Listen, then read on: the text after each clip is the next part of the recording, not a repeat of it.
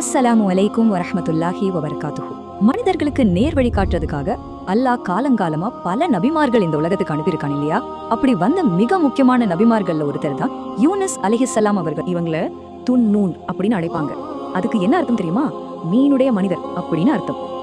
யூனுஸ் அலைஹிஸ்ஸலாம் அவர்கள் நைனவா அப்படிங்கிற ஒரு ஊர் மக்களுக்கு நபியா அனுப்பப்பட்டாங்க. இந்த நைனவா இன்னைக்கு இருக்கிற ஈராக் நாட்டுல இருக்கு. அந்த ஊர் மக்கள் எப்படிப்பட்டவங்க தெரியுமா? சிலை வழிபாடு, அதாவது ஷிர்க், அப்புறம் அநியாயம், ஊழல்னு சகல பாவங்களிலையும் மூழ்கி அல்லாஹ்வை சுத்தமா மறந்து வாழ்ந்துட்டு இருந்தாங்க.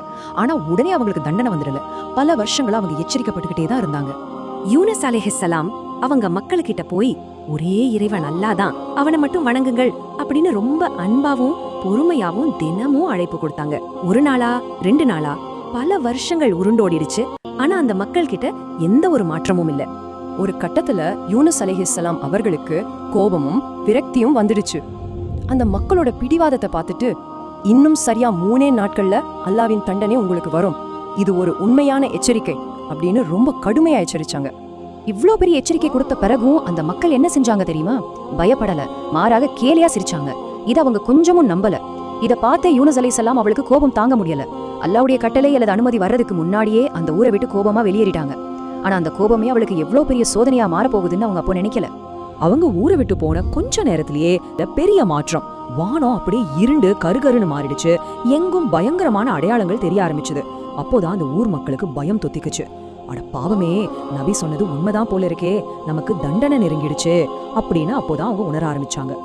உடனே கொஞ்சமும் தாமதிக்காம ஒட்டுமொத்த ஊரும் வீடுகளை விட்டு வெளியே வந்துட்டாங்க. ஆண்கள், பெண்கள், சின்னஞ்சிறு குழந்தைகள்னு எல்லாரும் கதறி அழுதாங்க. யா அல்லாஹ், நாங்க பெரிய தவறு செஞ்சிட்டோம், எங்களை மன்னிச்சிடு அப்படின்னு கண்ணீரோட அல்லாஹ் கிட்ட மன்றாடினாங்க. அந்த முழு சமூகமே ஒரே நேரத்துல ஒட்டுமொத்தமா தௌபா செஞ்சாங்க. இத பத்தி அல்லாஹ் குர்ஆன்ல என்ன சொல்றான்னு பாத்தீங்கன்னா, தண்டனை நேரத்தில் கொண்ட நம்பிக்கை யூனுஸ் அலைஹிஸ்ஸலாம் அவர்களின் சமூகத்தாரை தவிர வேறு யாருக்கும் பயனளிக்கவில்லை. அவங்களோட அந்த உண்மையான கண்ணீரை பார்த்து அல்லாஹ் அவங்கள முழுசா மன்னிச்சிட்டான். வரவிருந்த அந்த கொடிய தண்டனை அப்படியே நிறுத்தப்பட்டுச்சு. மனித வரலாற்றிலேயே இது ஒரு மிக மிக அபூர்வமான நிகழ்வு. ஊரை விட்டு போன யூனுஸ் அலைஹிஸ்ஸலாம் அவங்க நேரா ஒரு கடற்கரையை சென்றடைஞ்சாங்க. அங்க ஒரு கப்பல் புறப்பட தயாராயிருக்கிறத பார்த்துட்டு அந்த பயணிகளோட அவங்களும் ஏறிட்டாங்க.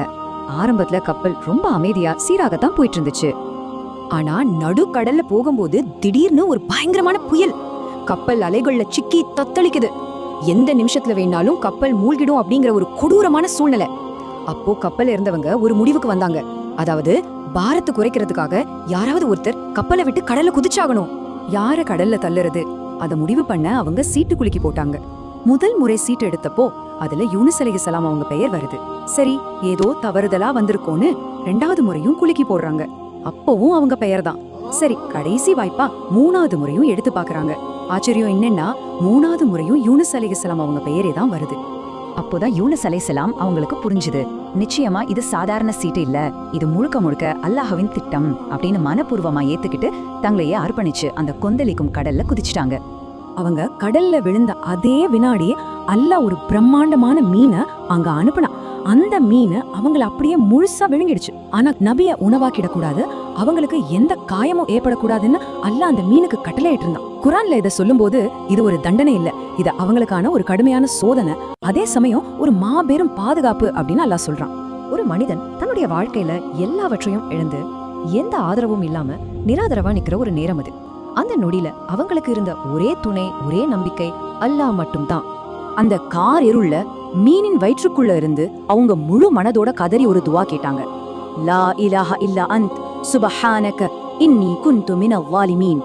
அதாவது, யா அல்லாஹ், உன்னை தவிர வணக்கத்திற்குரியவன் யாரும் இல்லை, நீ தூயவன், நிச்சயமாக நான் அநீதி இழைத்தோரில் ஒருவனாகிவிட்டேன் அப்படின்னு உருகி அழைத்தார்கள். அவற்றை ஒப்புக்கொண்ட அந்த நிமிடமே அல்லாஹ் அவங்கள உடனே மன்னிச்சிட்டான். அல்லாவின் கட்டளைப்படி அந்த மீன் அவங்கள பத்திரமா கொண்டு போய் கரையில ஒதுக்கிடுச்சு. மீன் வயிற்றிலிருந்து வெளியே வந்த அவங்க ரொம்பவே பலவீனமா இருந்தாங்க. அவங்களுக்கு நிழல் தர்றதுக்காகவே அல்லாஹ் அவங்க பக்கத்துல ஒரு அழகிய செடியை வளரச் செய்தான். கொஞ்ச நாட்கள்ல அவங்க உடல்நிலை தேறினதும் அல்லாஹ் அவங்கள திரும்பவும் அதே நைனவா மக்கள் கிட்டயே அனுப்புனான். ஆனா இந்த முறையே அந்த மக்கள் அனைவரும் ஒட்டுமொத்தமா ஈமான் கொண்டாங்க, முழுமையா இறைவனை நம்பினாங்க. யூனுஸ் அலைஹிஸ்ஸலாம் அவங்களோட பிரச்சாரத்துக்கு கிடைச்ச ஒரு மாபெரும் வெற்றி இது. நீங்க உங்க வாழ்க்கையில எந்த பிரச்சனையில இருந்தாலும் சரி, எவ்வளவு பெரிய இருள் உங்களை சூழ்ந்திருந்தாலும் சரி, இத முழு நம்பிக்கையோட சொல்லுங்க. லா இலாஹா இல்லா அன்த சுப்ஹானக இன்னி குன்து மினல் ஸாலிமீன். நிச்சயமாக அல்லாஹ் உங்களுக்கும் பதில் தருவான். அஸ்ஸலாமு அலைக்கும் வரஹ்மத்துல்லாஹி வபரகாத்து.